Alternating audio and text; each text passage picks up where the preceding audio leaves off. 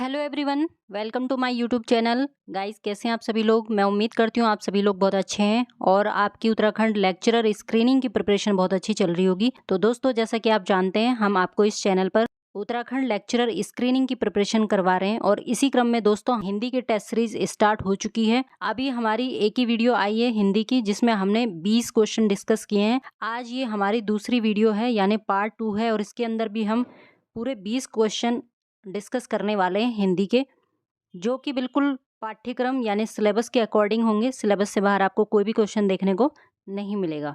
ठीक है, तो दोस्तों, चैनल पे आप नए हैं तो जरूर सब्सक्राइब कर लें, अपने दोस्तों को भी इस वीडियो को शेयर करें। वीडियो पसंद आए तो जरूर लाइक करके जाएं। तो चलिए स्टार्ट करते हैं। आज का हमारा पहला क्वेश्चन है, कागज काले करना मुहावरे का अर्थ क्या है। 4 ऑप्शन है आपके सामने। कागज बदलना, ज्यादा लिखना, व्यर्थ लिखना या फिर किताब लिखना। तो आपको बताना है कि इसका राइट आंसर क्या होगा, और अपना स्कोर जो है आप कमेंट बॉक्स में लिखकर बता सकते हैं आपके कितने क्वेश्चन सही हो रहे हैं। तो यहाँ पे हमारा राइट आंसर हो जाएगा सी, व्यर्थ लिखना। अब यहाँ पे बात करें मुहावरा क्या है। ध्यान रखना है आपको, मुहावरा एक वाक्यांश होता है, पूर्ण वाक्य नहीं होता है। ठीक है, जब कोई वाक्यांश अपने सामान्य अर्थ को छोड़ करके विशेष अर्थ में रूढ़ होता है तो उसे हम मुहावरा कहते हैं। मुहावरा वास्तविक अर्थ को न प्रदर्शित करके हमेशा लाक्षणिक अर्थ को प्रदर्शित करता है। तो आपको यहाँ पे ध्यान रखना है। अगला प्रश्न देखिए, वर्तनी की दृष्टि से कौन सा शब्द शुद्ध है। 4 ऑप्शन है आपके सामने और आपको बताना है इनमें कौन सा शब्द शुद्ध है। तो दोस्तों, यहाँ पे अपना राइट आंसर हो जाएगा बी, प्राणी वृंद। तो ये इस तरह से लिखा जाएगा, ये बिल्कुल शुद्ध है। अगला प्रश्न देखिए, कौन सा शब्द भ्रमर का पर्यायवाची नहीं है।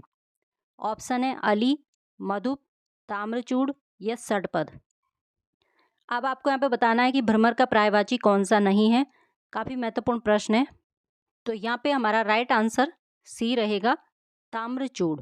ठीक है, अली, मधुप और षटपद ये सभी भ्रमर यानी भौरे की पर्यायवाची हैं, जबकि जो ताम्रचूड़ है ये मुर्गा का पर्यायवाची है। ठीक है, मुर्गा का पर्यायवाची है ताम्रचूड़, बहुत बार एग्जाम में पूछा जाता है, तो आपको ध्यान रखना है।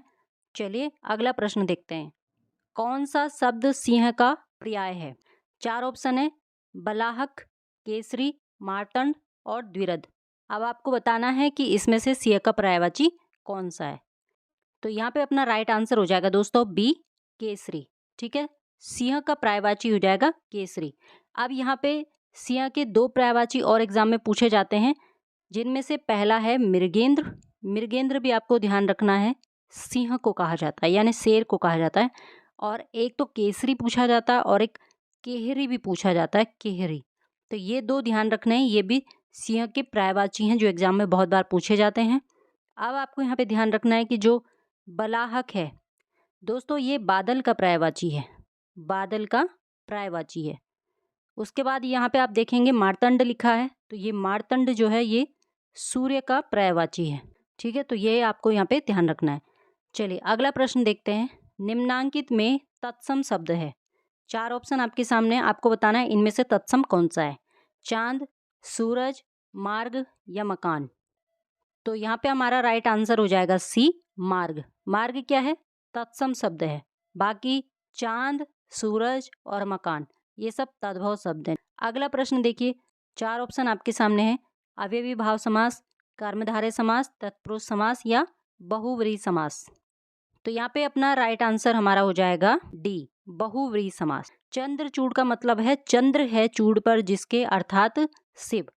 दोनों ही पद अप्रधान होते हैं और किसी तीसरे पद की ओर संकेत करते हैं, तो वहां पे हमारा बहुव्रीहि समास होता है, ये आपको ध्यान रखना है। तो यहाँ पे तीसरा पद की ओर संकेत हो रहा है यानी शिव की ओर संकेत हो रहा है, तो यहाँ पे हमारा बहुव्रीहि समास हो जाएगा। अगला प्रश्न हमारा, कौन सा शब्द सूर्य का पर्यायवाची नहीं है। 4 ऑप्शन है, प्रभाकर, राकेश, दिनकर, सविता। तो यहाँ पे अपना राइट आंसर बी हो जाएगा, राकेश। राकेश जो है दोस्तों ये चंद्रमा का पर्यायवाची है। ठीक है, ध्यान रखना है आपको, चंद्रमा का पर्यायवाची है। चंद्रमा के 1-2 पर्यायवाची हैं जो एग्जाम में बहुत बार पूछे जाते हैं, जैसे कि मृगांक। मृगांक भी एग्जाम में बहुत बार पूछा जाता है कि किसका पर्यायवाची है, तो ये चंद्रमा का है। और एक मयंक, मयंक भी बहुत बार एग्जाम में आता है। और श्रुधांशु, ये आपको तीनों ध्यान रखने हैं। ये सारे के सारे चंद्रमा के पर्यायवाची हैं और राकेश भी चंद्रमा का पर्यायवाची है। बाकी प्रभाकर, दिनकर और सविता ये सारे के सारे सूर्य के पर्यायवाची हैं। अगला प्रश्न देखिए, निषिद्ध का सही विलोम क्या होगा? 4 ऑप्शन है, निषेध, निंदा, विहित या न्यून। तो आपको बताना है कि निषिद्ध का सही विलोम क्या होगा। तो यहाँ पे दोस्तों अपना राइट आंसर सी हो जाएगा, निषिद्ध का विहित हो जाएगा। अगला प्रश्न है हमारा, मोक्ष प्राप्त करने की इच्छा वाला वाक्यांश के स्थान पर एक सही शब्द का चयन करिए। ऑप्शन है तपस्वी, योगी, मुमुक्षु या मुछेसु। आपको बताना है कि राइट आंसर क्या रहेगा। तो मोक्ष प्राप्त करने की इच्छा रखने वाले को मुमुक्षु कहते हैं। अगला प्रश्न देखिए, यहाँ पे कैकी का अर्थ होता है। 4 ऑप्शन है, मोर, कोयल, हंस या तितली। तो यहाँ पे हमारा राइट आंसर मोर हो जाएगा। ठीक है, तो जो कैकी है ये मोर का पर्यायवाची है और इसमें 1-2 क्वेश्चन और एग्जाम में पूछे जाते हैं। जैसे सिखी पूछा जाता है कि भाई सिखी किसका पर्यायवाची है, तो ये भी मोर का पर्यायवाची है। और यहाँ पे कलापी पूछा जाता है बहुत बार एग्जाम में, कलापी किसका पर्यायवाची है, तो कलापी भी मोर का पर्यायवाची है। ठीक है, और जो कैकी है ये बहुत बार एग्जाम में पूछा जाता है, तो ये मोर का पर्यायवाची है। तो आई होप यहाँ पे आपको क्लियर हुआ होगा। चलिए आगे बढ़ते हैं। अगला प्रश्न है हमारा, कंदर्प शब्द का पर्यायवाची है। 4 ऑप्शन है, मदन, माधव, हेरम, सुरपति। तो आपको बताना है कि करदम्ब का पर्यायवाची कौन सा है इनमें से। तो यहाँ पे हमारा राइट आंसर ए हो जाएगा, मदन। ठीक है, करदम्ब जो है दोस्तों ये कामदेव का पर्यायवाची है। किसका? कामदेव का। और ये काफी महत्वपूर्ण है दोस्तों, एग्जाम में बहुत बार आता है। कामदेव का पर्यायवाची है कदम्ब। और इसके 2-3 मेन जो पर्यायवाची हैं वो एक तो है मदन, एक है मनमथ। मनमथ भी बहुत बार पूछा जाता है, मनमथ। और एक अनंग, अनंग भी बहुत बार एग्जाम में पूछा जाता है कि किसका पर्यायवाची है, तो ये भी कामदेव का पर्यायवाची है। और कंदर्प तो बहुत बार पूछा जाता है और ये क्वेश्चन भी पूछा गया है एग्जाम के अंदर, ये मैंने वहीं से लिए हैं सारे क्वेश्चन। ठीक है, तो ये हमारे यहाँ पे राइट आंसर ए हो जाएगा। अगला प्रश्न देखिए, विश्रोम में कौन सी संधि है? ऑप्शन है पररूप संधि, पूर्व रूप संधि, खरीच या श्लोप संधि। तो इसका राइट आंसर दोस्तों यहाँ पे रहेगा बी, पूर्व रूप संधि है ये। ठीक है, विश्रोम में कौन सी संधि है? पूर्व रूप संधि है, ये आपको ध्यान रखना है। अगला प्रश्न देखिए, स्थिति में परिवर्तन न होने के भाव को व्यक्त करने वाली सही कहावत या लोकोक्ति क्या है?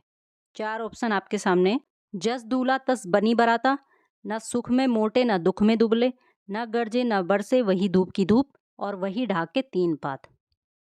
तो यहाँ पे अपना राइट आंसर हो जाएगा डी, वही ढाक के 3 पात। ठीक है, स्थिति में परिवर्तन न होने के भाव को कौन दर्शाता है? वही ढाक के 3 पात ये दर्शाता है। ठीक है, तो ये क्या है? हमारी लोकोक्ति। लोकोक्ति को ही हम कहते हैं कहावत। अगला प्रश्न देखिए, रीति अनुसार का सही संधि विच्छेद क्या होगा?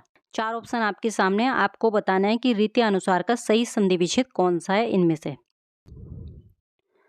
तो यहाँ पे अपना राइट आंसर रहेगा सी, रीति अनुसार।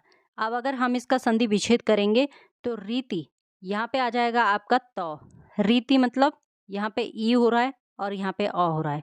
ई और अ का जब मेल हो जाएगा तो ये बन जाएगा य। इस तरह का जो सूत्र होता है वो हमेशा ध्यान रखना है, यण संधि में ही यूज होता है। तो इसमें हमारी कौन सी संधि हो जाएगी? इसमें हमारी दोस्तों यण संधि हो जाएगी रीति अनुसार में। ठीक है, तो यहाँ से हमारे 2 क्वेश्चन क्लियर हो गए। एक तो रीति अनुसार का संधि विच्छेद हमको पता चल गया, रीति प्लस अनुसार, और दूसरा संधि कौन सी है इसमें? तो संधि है दोस्तों इसमें यण संधि। अगला प्रश्न देखते हैं, अनुरूप समस्त पद में कौन सा समास है? 4 ऑप्शन आपके सामने है और आपको बताना है कि अनुरूप जो समस्त पद है उसमें कौन सा समास है। तत्पुरुष समास, कर्मधारय समास, अवयवी भाव समास या फिर बहुब्रीहि समास। तो यहाँ पे हमारा राइट आंसर रहेगा अवयवी भाव समास। अब आपको ध्यान रखना है कि जो अवयवी भाव समास होता है उसमें हमेशा पूर्व पद जो होता है वो प्रधान होता है। ठीक है, तो अगर हम इस अनुरूप का संधि विच्छेद करें इस तरीके से तो ये हो जाएगा दोस्तों आपका अनु प्लस रूप। ठीक है, अगर समस्त पद की बात करें तो ये समस्त पद हो जाएगा इसका अनुरूप। विग्रह करने पर इसका हो जाएगा रूप के योग्य, रूप के योग्य। तो अनुरूप का मतलब है रूप के योग्य। तो यहाँ पे हमारा अवयवी भाव समास आ जाएगा। ठीक है, चलिए अगला प्रश्न देखिए, कौन सा शब्द भ्रमर का पर्यायवाची नहीं है? 4 ऑप्शन है आपके सामने, आपको बताना है कौन सा इसमें से भ्रमर का पर्यायवाची नहीं है। षडपद, मधुकर, अली या प्रभाकर। तो यहाँ पे हमारा राइट आंसर हो जाएगा डी, प्रभाकर। ठीक है, जो भ्रमर है षडपद, अली और मधुकर ये तो सब भ्रमर के पर्यायवाची हैं, लेकिन जो प्रभाकर है ये किसका पर्यायवाची हो जाएगा? ये हो जाएगा आपका सूर्य का पर्यायवाची। और सूर्य के पर्यायवाची आपको बिल्कुल याद रखने हैं, एग्जाम में बहुत बार इससे क्वेश्चन बनने के आसार रहते हैं और बनते भी इससे क्वेश्चन है। तो एक तो अंशुमान बहुत बार पूछा जाता है कि भाई अंशुमान किसका पर्यायवाची है, तो दोस्तों ये सूर्य का पर्यायवाची है। ठीक है, और रवि तो आपको पता ही होगा, रवि तो बहुत कॉमन है, रवि सूर्य का है। दिवाकर और भास्कर, दिवाकर भी ध्यान रखना है, दिवाकर भी बहुत बार पूछा जाता है, तो ये भी सूर्य का पर्यायवाची है। तो इस तरह से आपको ध्यान रखना है, प्रभाकर जो है ये सूर्य का पर्यायवाची है। अगला प्रश्न देखिए, ऋजुता का सही विलोम क्या हो जाएगा? 4 ऑप्शन है आपके सामने, टेढ़ापन, वक्रता, बांकापन या तिरछापन। तो यहाँ पे राइट आंसर बी हो जाएगा, वक्रता। अगला प्रश्न है, जो पसीने से उत्पन्न हो के लिए एक उपयुक्त शब्द आपको बताना है। 4 ऑप्शन है, स्वयंभू, जरायुज, स्वेदज या अंडज। तो राइट आंसर हमारा यहाँ पे हो जाएगा स्वेदज। जो पसीने से उत्पन्न हो उसको कहेंगे स्वेदज। अगला प्रश्न देखिए, साखी का मूल तत्सम शब्द क्या है? शिक्षा, साक्षी, सखी या इनमें से कोई नहीं। तो यहाँ पे हमारा राइट आंसर हो जाएगा साक्षी। साक्षी जो है वो साखी का मूल तत्सम है। अगला प्रश्न है, पनग का समानार्थी शब्द बताइए। ऑप्शन है उरग, पीक, पिनाक या केसरी। तो यहाँ पे हमारा राइट आंसर दोस्तों ए हो जाएगा, उरग। पनग का समानार्थी हो जाएगा उरग। अब आप सोच रहे होंगे कि भाई पनग किसका समानार्थी है? तो जो पनग है दोस्तों ये सांप, ठीक है, सांप का पर्यायवाची है पनग। और इसी के जो मेन पर्यायवाची हैं उसमें से एक तो आता है पनग, एक आता है उरग, एक आता है दोस्तों फणी। फणी भी जो है वो भी सांप का पर्यायवाची है और एग्जाम में बहुत बार पूछा जाता है। अही भी एग्जाम में बहुत बार पूछा जाता है कि अही किसका पर्यायवाची है? तो अही भी जो है दोस्तों ये भी सांप का पर्यायवाची है। ठीक है, और एक पूछा जाता है व्याल। तो व्याल भी आपको ध्यान रखना है, व्याल भी जो है वो भी सांप का पर्यायवाची होता है। तो यहाँ पे पनग का समानार्थी हो जाएगा उरग। तो आज का हमारा लास्ट क्वेश्चन है, जो शब्दांश किसी शब्द के अंत में जुड़कर नया शब्द बनाते हैं उसे कहते हैं। ऑप्शन है आपके पास है समास, संधि, प्रत्यय या उपसर्ग। तो दोस्तों यहाँ पे अपना राइट आंसर हो जाएगा प्रत्यय। प्रत्यय हमेशा जो होते हैं शब्द के अंत में जुड़ करके शब्द में परिवर्तन ले आते हैं। तो यहाँ पे आपको ध्यान रखना है, इसका राइट आंसर हो जाएगा सी। तो दोस्तों आज की इस वीडियो के अंदर हमने 20 क्वेश्चन हिंदी के डिस्कस किए हैं, जनरल हिंदी के, जो कि उत्तराखंड लेक्चरर स्क्रीनिंग के एग्जाम में आपको पूछी जाएगी। जनरल हिंदी सिलेबस के अकॉर्डिंग आपको यहाँ पे क्वेश्चन मिलेंगे। हिंदी की टेस्ट सीरीज चैनल पे चली है, तो आप जरूर चैनल के साथ जुड़ जाएं, इससे आपको बहुत फायदा होने वाला है। तो चलिए दोस्तों मिलते हैं अगली वाली वीडियो में, तब तक के लिए बहुत बहुत धन्यवाद।